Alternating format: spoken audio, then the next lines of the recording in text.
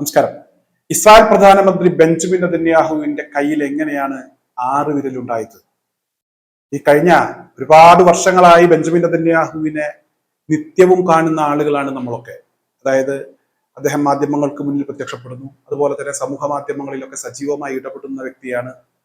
അദ്ദേഹത്തെ കുറിച്ച് ഒരു അഭ്യൂഹം പ്രചരിച്ചാൽ പെട്ടെന്ന് തന്നെ അദ്ദേഹം സമൂഹ മാധ്യമങ്ങളിൽ പ്രത്യക്ഷപ്പെട്ട് അത് ശരിയല്ല എന്ന് പറയാറുണ്ട്. മാത്രമല്ല പ്രചരിപ്പിച്ച ആളുകൾക്കെതിരെ വലിയ ഭീഷണിയും മുഴക്കാറുണ്ട്. ഇതിപ്പോൾ ഇസ്രായേൽ പ്രധാനമന്ത്രി ബെഞ്ചമിൻ നെതന്യാഹു ഇപ്പോൾ അദ്ദേഹം പ്രത്യക്ഷപ്പെടേണ്ടത് നിർബന്ധമായ ഒരു സാഹചര്യം ഉണ്ടായി. ഈ ഒരു സാഹചര്യത്തിൽ അദ്ദേഹത്തിന്റെ ഒരു വീഡിയോ പ്രചരിക്കുന്നു. ഈ വീഡിയോയിൽ അദ്ദേഹത്തിന് 6 വിരലുണ്ട്. ഇതുവരെ അദ്ദേഹത്തിന് 6 വിരൽ നമ്മൾ ആരും കണ്ടിട്ടില്ല. അത് തെളിയിക്കുന്ന കൃത്യമായ പഴയ വീഡിയോകളിലും ചിത്രങ്ങളിലും ഒക്കെ പ്രത്യക്ഷപ്പെട്ട അദ്ദേഹത്തിന്റെ കൈയൊക്കെ ഇവിടെ ആളുകൾ എടുത്തു കാണിക്കുന്നു. എന്തായാലും ഇവിടെ കഴിഞ്ഞ കുറച്ചു ദിവസമായി ഇസ്രായേൽ പ്രധാനമന്ത്രി മിസ്സിംഗ് ആണ്, അദ്ദേഹം കൊല്ലപ്പെട്ടു എന്നൊക്കെയുള്ള അഭ്യൂഹങ്ങൾ പ്രചരിക്കുന്നതിനിടെയാണ് ഇപ്പോൾ ഈ വീഡിയോ പ്രത്യക്ഷപ്പെടുന്നത്. ഈ വീഡിയോയിലെ വലിയ ഒരു പിഴവ് ഇപ്പോൾ പല പ്രമുഖരും ചൂണ്ടിക്കാണിക്കുന്നു. ഈ വീഡിയോ AI നിർമ്മിതമാണ്, നോക്കി ചെയ്യണ്ടേ അംബാനെ എന്നൊക്കെയുള്ള ചോദ്യങ്ങൾ സമൂഹ മാധ്യമങ്ങളിൽ ഉയർന്നു വരികയാണ്. ഇസ്രായേൽ പ്രധാനമന്ത്രിക്ക് എന്തോ സംഭവിച്ചിട്ടുണ്ട് എന്നാണ് ഈ വീഡിയോകൾ, ഇങ്ങനെ കൃത്രിമമായി വീഡിയോകൾ പടച്ചുണ്ടാക്കിയതിന്റെ ഒരു കാരണം എന്തോ സംഭവിച്ചു എന്നുള്ളത് കൊണ്ട് തന്നെയാണ്, അല്ലെങ്കിൽ അദ്ദേഹത്തിന് നേരിട്ട് പ്രത്യക്ഷപ്പെട്ടുകൂടെ എന്ന ചോദ്യങ്ങൾ ഉയർന്നു വരുന്നു.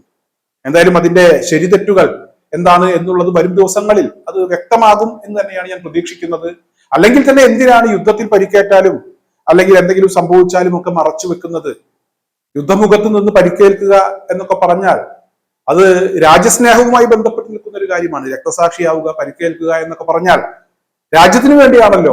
അതെന്തിനാണ് മറച്ചു വെക്കുന്നത് എന്നതിനെ കുറിച്ച് ഇപ്പോഴും ഒരു രൂപവുമില്ല. മാത്രമല്ല ഇസ്രായേലിനകത്ത് വലിയ ആക്രമണങ്ങളും നാശനഷ്ടങ്ങളും ഒക്കെ ഉണ്ടാകുന്നു. ഈ ആക്രമണങ്ങളും നാശനഷ്ടങ്ങളും ഒക്കെ ഉണ്ടാകുമ്പോൾ അതിന്റെ അവശിഷ്ടങ്ങൾ മണിക്കൂറുകൾക്കകം അപ്രത്യക്ഷമാകുന്നു. എന്തിനാണ് ഇതൊക്കെ ഇത്ര പെട്ടെന്ന് എടുത്തു മാറ്റുന്നത്? ഒരു വിഭാഗം മുനിസിപ്പാലിറ്റി ജീവനക്കാരെ അഭിനന്ദിച്ച് രംഗത്തെത്തുമ്പോൾ മറ്റു ചില ആളുകൾ ഇസ്രായേൽ ലോക രാജ്യങ്ങൾക്ക് മുന്നിൽ നിന്ന് മുഖം രക്ഷിക്കുന്നതിന് വേണ്ടിയാണ് ഈ പണി ചെയ്യുന്നത്, അല്ലാണ്ട് അവിടുത്തെ സാധാരണക്കാരോടുള്ള സ്നേഹം കൊണ്ടൊന്നുമല്ല, അവിടെ വൃത്തിയാക്കുന്നതിന്റെ ഭാഗമായി ചെയ്യുന്നതല്ല എന്ന രീതിയിലുള്ള ആരോപണങ്ങളും ഉയർന്നു വരുന്നു. ഇതൊക്കെ ഇസ്രായേലികൾ തന്നെയാണ് പറയുന്നത്, അല്ലാതെ പുറമെയുള്ള ആളുകൾ പ്രചരിപ്പിക്കുന്ന കാര്യമല്ല. എന്തായാലും ഇസ്രായേലും അമേരിക്കയും ഇവിടെ ഇറാനകത്തേക്കും അതുപോലെ തന്നെ ഇറാനുമായി ബന്ധപ്പെട്ടുള്ള അവരുടെ എണ്ണ സംഭരണശാലകളിലേക്കും എണ്ണ ഉൽപാദന കേന്ദ്രങ്ങളിലേക്കും ഒക്കെ ആക്രമണങ്ങൾ തുടരുമ്പോൾ അതിശക്തമായ ആക്രമണം ഇസ്രായേലിനകത്തേക്കും അമേരിക്കൻ താല്പര്യങ്ങൾക്ക് നേരെയും ഇവിടെ ഇറാന്റെ ഭാഗത്തു നിന്നും ഉണ്ടാകുന്നുണ്ട്. ഏറ്റവും അവസാനം കാർഗ് ദ്വീപിലേക്ക് അമേരിക്ക ആക്രമണം നടത്തിയെന്നുള്ള ഒരു അവകാശവാദം അമേരിക്കൻ പ്രസിഡന്റ് ട്രംപിന്റെ ഭാഗത്തു നിന്നുണ്ടായിട്ടുണ്ട്. അതിന് മറുപടി എന്നോണം ഇവിടെ ഇറാനും ചില കാര്യങ്ങൾ പറഞ്ഞിട്ടുണ്ട്. മേഖലയിൽ ഉടനീളം എണ്ണ ഉൽപാദന കേന്ദ്രങ്ങളിലേക്ക് ഞങ്ങളുടെ ഭാഗത്തു നിന്ന് ആക്രമണം ഉണ്ടാകും, എണ്ണ സംഭരണശാലകളിലേക്കും ആക്രമണം ഉണ്ടാകും എന്ന് ഇറാൻ വ്യക്തമാക്കിയിട്ടുണ്ട്. അതിനുശേഷം പുറത്തു വന്ന ഒരു വാർത്ത അത് അമേരിക്കയെ ഞെട്ടിക്കുന്നതാണ്. അതായത് സൗദിയിലെ പ്രിൻസ് സുൽത്താൻ എയർബേസിന് നേരെ ഇവിടെ ഇറാന്റെ ഭാഗത്തു നിന്നൊരു വലിയ ആക്രമണം ഉണ്ടായിരിക്കുന്നു. 5ഓളം സൈനിക വിമാനങ്ങൾ കത്തി നശിച്ചിരിക്കുന്നു.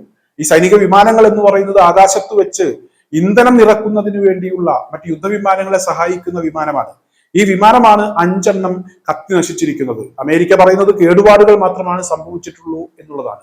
എന്തായാലും അമേരിക്കയുടെ മുഴുവൻ രഹസ്യങ്ങളും ആരൊക്കെയോ ചോർത്തിക്കൊണ്ടിരിക്കുന്നത് റഷ്യയാണോ ചൈനയാണോ എന്നതിനെ കുറിച്ച് അമേരിക്കക്കൊരു വ്യക്തതയും ഇതുവരെ കിട്ടിയിട്ടില്ല.